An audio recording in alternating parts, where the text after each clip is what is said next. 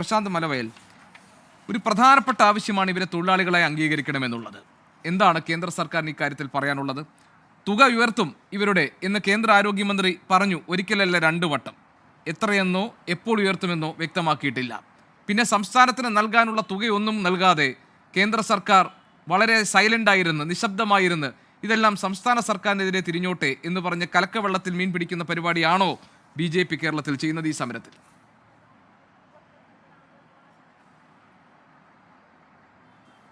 ശരിയല്ല മിസ്റ്റർ ഗോപികൃഷ്ണൻ, നിങ്ങൾ പറയുന്നത് ശരിയല്ല.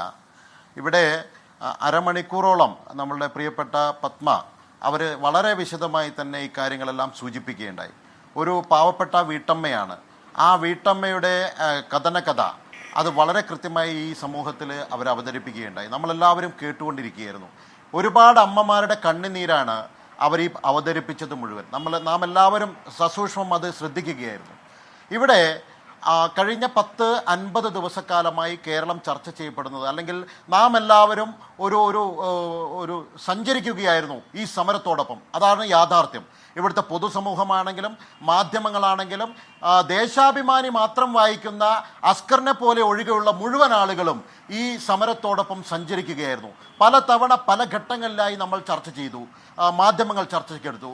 ഇവരുടെ സമരം അതിൻ്റെ വ്യാപ്തിയും അതിൻ്റെ വലുപ്പവും അതിൻ്റെ പ്രാധാന്യവും ഈ സമൂഹത്തിൽ മാധ്യമങ്ങൾ അടക്കം അവതരിപ്പിച്ചു. ആ കഴിഞ്ഞ 19 ദിവസക്കാലവും ഈ സംസ്ഥാന സർക്കാരും അതുപോലെ തന്നെ സംസ്ഥാന സർക്കാരിനോട് ചേർന്ന് നിൽക്കുന്ന ആളുകളും ഇത് കേന്ദ്രത്തിൻ്റെ തലയിലേക്ക് കെട്ടിവെക്കാൻ വേണ്ടിയിട്ടുള്ള ശ്രമങ്ങൾ പല തവണ നടത്തിയെങ്കിലും, പല രീതിയിലുള്ള കാര്യങ്ങൾ നടത്തിയെങ്കിലും അതൊന്നും വസ്തുതയല്ല എന്നുള്ളത് ബോധ്യപ്പെട്ടത് കൊണ്ട് തന്നെയാണ് ഈ 50-ാമത്തെ ദിവസം ഈ അമ്മമാർ ഈ സഹന സമരം അവരുടെ നിവർത്തികേട് കൊണ്ട് അത് മറ്റൊരു തലത്തിലേക്ക് മാറ്റിയിരിക്കുന്നത്. നമുക്കറിയാലോ, പിന്നെ നമ്മളുടെ വീട്ടിലെല്ലാം പെൺമക്കളുണ്ട്, സ്ത്രീകളുണ്ട്, അമ്മമാരുണ്ട്, എല്ലാവരുണ്ട്. അവരെത്രത്തോളം മനോഹരമായിട്ടാണ് താലോലിച്ചുകൊണ്ടാണ് തങ്ങളുടെ മുടി അത് പരിപാലിച്ചു കൊണ്ടുപോകുന്നതെന്ന് നമുക്കറിയാലോ. ആ മുടി ഇന്ന് തല മുണ്ടനം ചെയ്ത അമ്മമാരുണ്ട്, അതുപോലെ തന്നെ അത് പകുതി മുറിച്ചിട്ടുള്ള അമ്മമാരുണ്ട്. കേരളത്തിൽ മുഴുവൻ ഇത് ചെയ്തിട്ടുള്ള ആളുകളുണ്ട്. ഇത് ആർക്കെതിരെയാണ്? ഈ ഓരോ മുടിയും ഇറ്റിറ്റ് വീഴുമ്പോൾ അതിനോടൊപ്പം ഓരോ തുള്ളി കണ്ണുനീരുണ്ട് എന്നുള്ള കാര്യത്തിൽ ശ്രീ പ്രശാന്ത് മലവയൽ, അതൊക്കെ ഈ സമരത്തിന്റെ വൈകാരിക വശങ്ങളാണ്. ഞാൻ അതിലൊന്നും ചെറുതായി കാണുന്നില്ല. അതെല്ലാം നമ്മൾ ചർച്ചയിൽ കൊണ്ടുവന്നു. അതിൽ ശ്രീ എം പത്മം ആ കാര്യങ്ങളൊക്കെ സംസാരിക്കുകയും ചെയ്തു. പക്ഷെ ഞാൻ ചോദിച്ചത്, സ്ഥിരം ഇൻസെന്റീവ് ഈ ആശമാരുടെ കാര്യത്തിൽ അത് വർദ്ധിപ്പിക്കുന്ന കാര്യം പരിഗണിക്കും എന്ന് കേന്ദ്ര സർക്കാർ പറഞ്ഞിട്ടുണ്ടല്ലോ. തുക ഉയർത്തുമെന്ന് കേന്ദ്ര ആരോഗ്യമന്ത്രി 2 തവണ പറഞ്ഞല്ലോ. എപ്പോഴാണ് തുക ഉയർത്തുക? എത്രയായിട്ടാണ് ഉയർത്തുക? വ്യക്തതയില്ലല്ലോ. തൊഴിലാളികളായി അംഗീകരിക്കണം എന്ന ആവശ്യത്തിൽ എന്തുകൊണ്ടാണ് കേന്ദ്ര സർക്കാരിന് മൗനം? ഈ കാര്യങ്ങളിൽ പരിഹാരമുണ്ടാകും. ഇപ്പം സംസ്ഥാന സർക്കാർ പറയുന്നു സാമ്പത്തിക പ്രതിസന്ധിയുണ്ട്, കേന്ദ്ര സർക്കാർ നൽകേണ്ട വിഹിതം നൽകുന്നതില്ല എന്നടക്കം സംസ്ഥാനവും കേന്ദ്രവും തമ്മിലുള്ള പ്രശ്നങ്ങൾ നിലനിൽക്കുന്നുണ്ട്. കേന്ദ്രം ഇതിലൊരു തീരുമാനമെടുക്കട്ടെ, ഞങ്ങൾ അതിനോടൊപ്പം നിൽക്കാമെന്ന് പറയുമ്പോൾ കേന്ദ്ര സർക്കാർ എന്തുകൊണ്ടാണ് മൗനം പാലിക്കുന്നത്? ഇതെല്ലാം സംസ്ഥാന സർക്കാരിൻ്റെ തലയിൽ കെട്ടിവെക്കുന്നത് എന്തുകൊണ്ടാണ് ശ്രീ പ്രശാന്ത് മലവയൽ?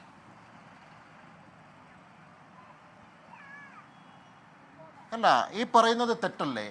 തുക ഉയർത്തുമെന്ന് പാർലമെന്റിലടക്കം ബഹുമാനപ്പെട്ട കേന്ദ്രമന്ത്രി പറഞ്ഞിട്ടുണ്ട്. അത് കേരളത്തിൻ്റെ മാത്രം കാര്യമല്ല. കേരളത്തിലെ ആശാ വർക്കർമാരുടെ കാര്യത്തിൽ മാത്രമല്ല അദ്ദേഹം ആ തീരുമാനം പറഞ്ഞിട്ടുള്ളത്. രാജ്യത്തെ മുഴുവൻ ആശാ വർക്കർമാരുടെ കാര്യത്തിലുമാണ് കേന്ദ്രമന്ത്രി തീരുമാനം പറഞ്ഞിട്ടുള്ളത്. അത് അനുഭാവപൂർവ്വം പരിഗണിക്കുമെന്നുള്ള കാര്യത്തിന് യാതൊരു സംശയവുമില്ല. ഈ കേരളത്തിൽ മാത്രമാണ് ആശാ വർക്കർമാരുടെ സമരം നടക്കുന്നത്. മറ്റൊരു സംസ്ഥാനങ്ങളിലും ആശാ വർക്കർമാരുടെ സമരം നടക്കുന്നില്ല.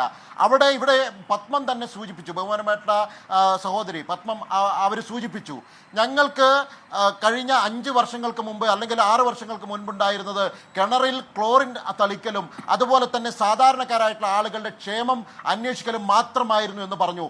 പിന്നീട് ആരാണ് ഇവരുടെ തലയിൽ ഇതിന് മാത്രം ഭാരം കൊടുത്തു വെച്ചിട്ടുള്ളത്? രാവിലെ മുതൽ രാത്രി വരെ സഞ്ചരിച്ചാൽ തീരാത്ത രീതിയിലുള്ള പണി ആരാണ് ഏൽപ്പിച്ചത്? കേന്ദ്ര സർക്കാരാണോ ഏൽപ്പിച്ചത്, അതോ സംസ്ഥാന സർക്കാരാണോ ഏൽപ്പിച്ചത്? ആരാണോ അവരെ കൊണ്ട് പണി എടുപ്പിക്കുന്നത് അവരല്ലേ കൂലി കൂട്ടി കൊടുക്കേണ്ടത്? അത് തന്നെയല്ലേ 2016-ലും 2021-ലും പ്രകടന പത്രികയിൽ ഇവിടുത്തെ സംസ്ഥാന സർക്കാർ പറഞ്ഞിട്ടുള്ളത്? അതല്ലേ ഇവർ ആവശ്യപ്പെടുന്നത്? ഇവർ പറഞ്ഞിട്ടുള്ള കാര്യം മാത്രമല്ലേ ആവശ്യപ്പെടുന്നത്? അന്നൊന്നും കേന്ദ്ര സർക്കാർ തന്നാൽ തരാമെന്ന് എവിടെയും പറഞ്ഞിട്ടുള്ളല്ലോ. പിന്നെ കേന്ദ്ര സർക്കാരിൻ്റെ കേന്ദ്ര സർക്കാർ ഞെരിഞ്ഞു മുറുക്കുന്നു, വരിഞ്ഞു മുറുക്കുന്നു. ഇതൊക്കെ മാധ്യമങ്ങൾ കുറേ കാലമായി ചർച്ച ചെയ്യുന്നു. ഏത് കാര്യത്തിലാണ് വരിഞ്ഞു മുറുക്കുന്നത്? നമ്മൾ പലവട്ടം ചർച്ച ചെയ്തിട്ടുണ്ടല്ലോ.